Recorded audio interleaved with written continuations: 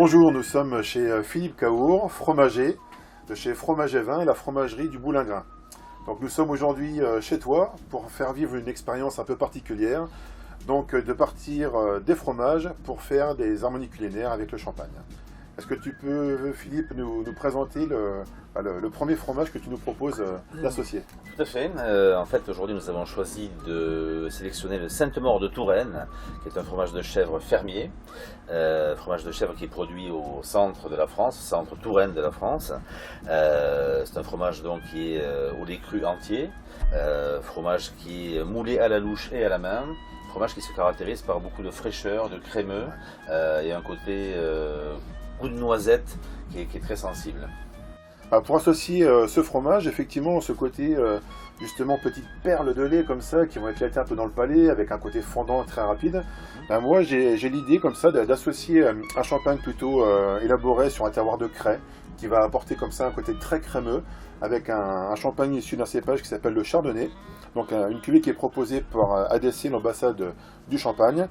Donc Olivier Bonville, champagne Franck Bonville, nous sommes sur un Puravise 2007, même si le millésime n'est pas revendiqué. Nous sommes sur la craie. La particularité, c'est que nous sommes sur un dosage très très bas, à 2,5 g par litre, c'est un extra brut. Et l'idée, c'est vraiment d'apporter un peu d'évolution pour aller chercher le côté noisette, le côté caprin, et puis ce côté crayeux, très crémeux, pour aller chercher notamment la structure et la texture de ce fromage qui est délicat, mais qui en fin de bouche va redonner vraiment un côté très très crémeux et un côté très aromatique. Donc l'évolution du chardonnay, et puis la texture minérale de la craie, pour faire un accord, entre guillemets, ton sur ton, classique, mais qui ravira, je pense, vos papilles.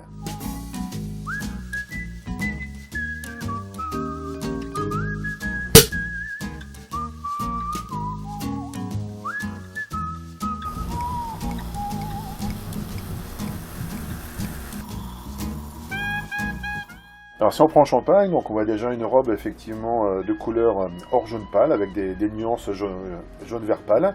Donc Olivier Bonville nous gratifie d'un 100% chardonnay. On retrouve bien ces nuances bien sûr plutôt sur le jaune vert pâle, mais avec quand même de la matière, un peu d'évolution. C'est un champagne qui est plutôt assez fluide. Et le nez déjà nous transporte sur ces épreuves. On a à la fois ce côté un peu fruit confit, sur les fruits plutôt charnu à pépins, et puis à la fois quelques notes de fruits secs. Donc le côté noisette entre guillemets du fromage est tout trouvé bien sûr pour accommoder ce champagne. Beaucoup d'élégance au nez, un côté caressant au point de vue tactile. On attend vraiment la rencontre du palais.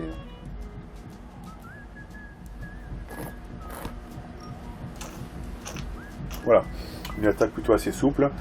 Rapidement le champagne comme ça délivre des minéraux qui se fixent sur la langue, rapportant un côté élégant, très crémeux. Minéralité douce, je dirais. Voilà, ce côté un peu tendre, ce qui est aussi la marque de fabrique de la maison Bonville. Toujours un côté très crémeux, très fin, très ciselé. Une fin de bouche plutôt assez délicate, fondante, avec une belle fraîcheur émanante. Je pense qu'il nous tarde de déguster maintenant ce champagne avec le fromage. Avec le fromage.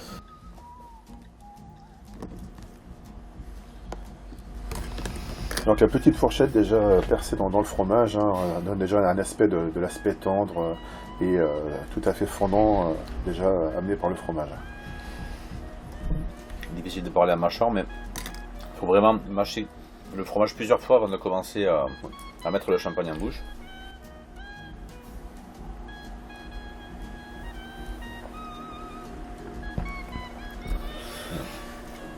On a un accord à la fois tactile et un accord de saveur qui est extraordinaire.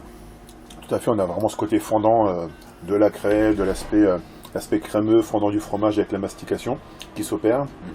Et puis en finale, ce goût comme ça, cette sapidité un peu salée, salin, amené à la fois par le fromage. Et le côté fruit sec du champagne, avec cette belle fraîcheur amenée par le chardonnay également, qui reprend par la main un petit peu le côté lacté du fromage.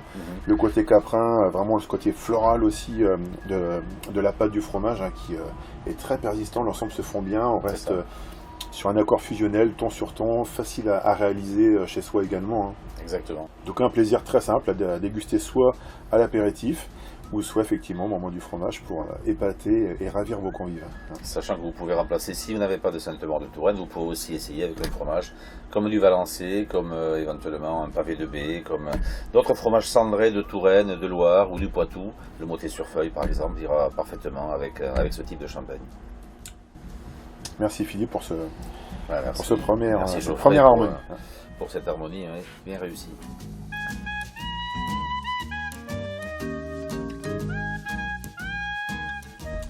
Alors Philippe, nous continuons nos voyages sensoriels champagne et fromage avec un brie tout à fait particulier. Tout à fait, il s'agit du dernier brie fermier qui est produit en Seine-et-Marne, donc par la famille Rothschild, à la ferme des 30 Arpents à Favières. C'est un brie donc farci à la truffe, sachant que pour farcir le brie, il ne suffit pas d'ouvrir un brie et de mettre de la truffe. On met également un petit peu de mascarpone pour que le gras du mascarpone permette aux arômes de truffe de se diffuser parfaitement dans le fromage. Et c'est un brie qui se marie très bien avec certains types de champagne. Alors en l'occurrence, nous partons cette fois-ci vers un blanc de noir. Nous étions précédemment sur un blanc de blanc, issu du cépage chardonnay. Là, j'ai particulièrement choisi un blanc de noir, issu du cépage pinot noir. Nous sommes en Bonnet avec la famille Soutirand. Donc c'est Patrick et Valérie Renaud qui nous gratifient de ce champagne, élaboré sur un terroir de craie, qui va nous apporter également le côté crémeux. Mais cette fois-ci, une craie un peu plus riche en magnésium, qui va nous apporter une fin de bouche un peu plus exponentielle, un peu plus résonante, sur le fruit, la minéralité, le côté crémeux. Et puis, il faut aller chercher la truffe. Donc le côté un peu plus stérien du pinot noir, sur cet aspect un peu fruit charnu à noyau, cet aspect épicé, et cette fin de bouche un peu relevée, comme ça, un peu résonante, métallique, va aller chercher, je pense, de manière admirable, cette truffe. La fraîcheur, nous sommes également sur 40% de vin de réserve, qui vont nous amener l'enrobage pour aller chercher le côté quand même crémeux du fromage. Et puis cette fin de bouche, je pense, qui va être assez extraordinaire, où on aura à la fois la truffe, la crème, plus le fruit, la craie, et cette résonance minérale assez extraordinaire, je pense, à venir. Donc à la fois ton sur ton et contraste. Voilà, tout à fait. D'accord.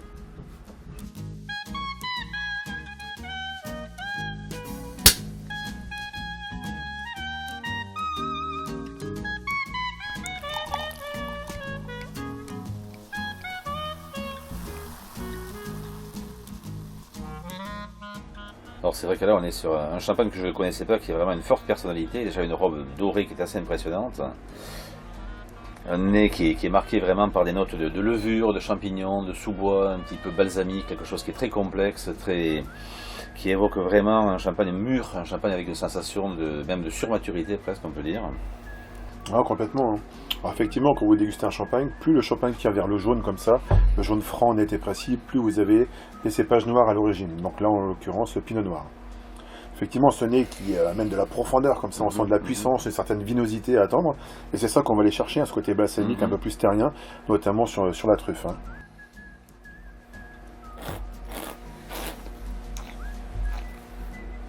La bouche nous laisse une sensation toujours crémeuse, notamment par la minéralité crayeuse, qui officie pleinement ici, et le lien avec notamment l'aspect crémeux de la pâte.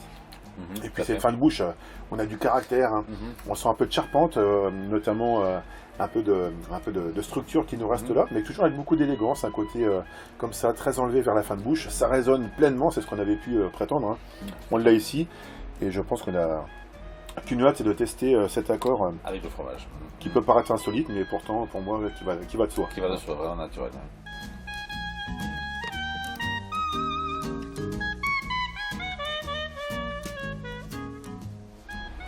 On retrouve la note un petit peu agacée, effectivement, en bouche. Mais bien sûr, le côté champignon qui éclate.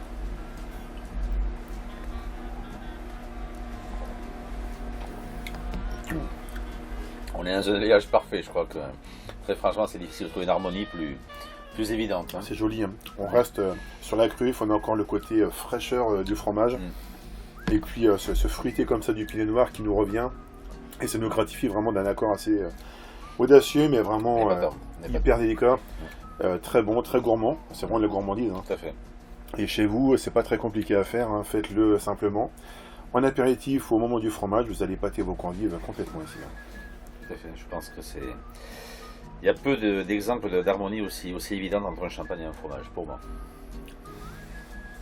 Merci. C'est bon.